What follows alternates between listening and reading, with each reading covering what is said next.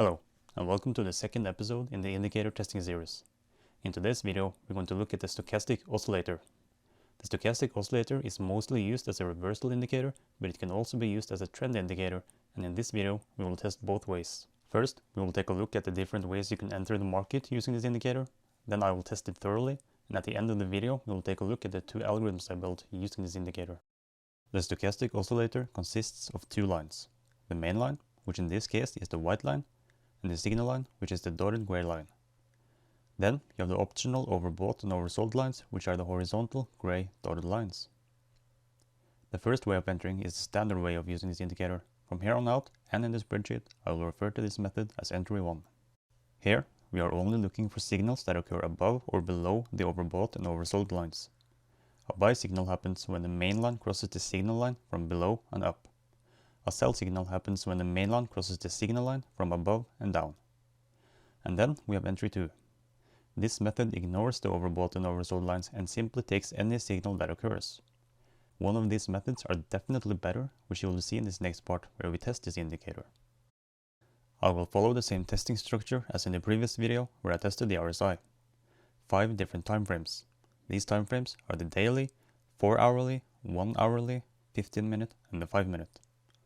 All 28 major pairs, 4 different sessions, and backtest duration will be from 2 years on the 5 minute up to 15 years on the daily time frame.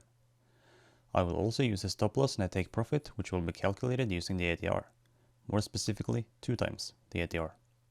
You'll find the formula for this calculation in the spreadsheet. An expert advisor will be used to automate the testing process as well. Okay, let's look at the results. Overall, the best method for entering is entry 2. Across all time frames, it had an average win rate of 47.48%, and entry 1 had an average win rate of 47.21%. Entry 2 becomes even better if you also consider trade frequency, since it trades roughly 3 times more often. So not only did entry 2 have a higher average win rate, but it also trades more frequently. The very best time frame is the daily, where entry 2 had an average win rate of 49.95%. And the second best time frame is the 1 hour time frame during the Asian session. Here, entry 1 is better and has an average win rate of 49.39%. The third best is the 4 hour time frame with an average win rate of 49%. Entry 2 is the better option here. You can find the spreadsheet in the description if you want to look at this yourself. Like I mentioned in the beginning, I have developed 2 algorithms using the stochastic oscillator. Before I go through them, I need to make something very clear first. The reason I show these algorithms is so that you can see how the indicator could perform in a complete strategy. I do not show them so that you can simply put them up on your charts and start trading right away. If you do want to trade them, make sure you do your own testing first, both forwards and backwards. I'm not responsible for any money you might lose. Okay, the first algorithm uses entry 2 and trades on the 4 hourly time frame. It trades both the EU and US sessions. It consists of 2 ATRs and 2 simple moving averages. Periods for these will be on the screen somewhere. If the value of the fast ATR is greater than the value of the slow ATR, you can trade. If the value of the fast moving average is greater than the value of the slow moving average, you only take buy signals. If the value of the fast moving average is less than the value of the slow moving average, you only take sell signals. It uses a standard period ATR to calculate stop loss and take profit. Stop loss is 2.5 times the ATR and take profit is 1.75 times the ATR. These results I'm about to show are compounded. This algorithm was tested from 2011 to the middle of 2021. During this period, the algorithm made 90.47% and max drawdown was 38%. Average win rate was 61.71%. This is quite bad and I would not recommend that you trade this. The ratio between profit and drawdown is simply not good enough. Also, it only trades 5 pairs, which is way too few for me.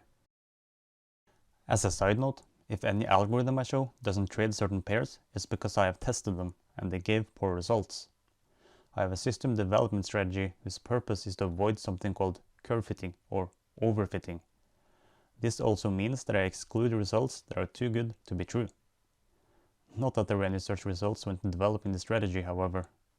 As a general rule of thumb, the less pairs an algorithm trades, the less robust it's going to be. The second algorithm uses entry 1 and trades the hourly time frame during the Asian session. It only consists of 2 standard deviations and the stochastic oscillator. Periods for the standard deviation should be on the screen. If the value of the fast standard deviation is greater than the value of the slow standard deviation, you can trade. Then simply take any signal from the stochastic oscillator when it's either overbought or oversold. This also uses a standard period ATR to calculate stop loss and take profit. Same as the previous algorithm, stop loss is 2.5 times the ATR and take profit is 1.75 times the ATR. Again, these results are compounded. This algorithm was tested from 2015 to the middle of 2021. During this period, it made 132.37%, max drawdown was 31%, and the average win rate was 64%. This is not too bad, but this algorithm only trades 6 pairs. Personally, I won't be forward testing any of these algorithms. They simply trade too few pairs, and I personally don't like the stochastic oscillator. If you want to trade them yourself, please make sure to do a proper forward test on a demo account first. So that's it for this week's video.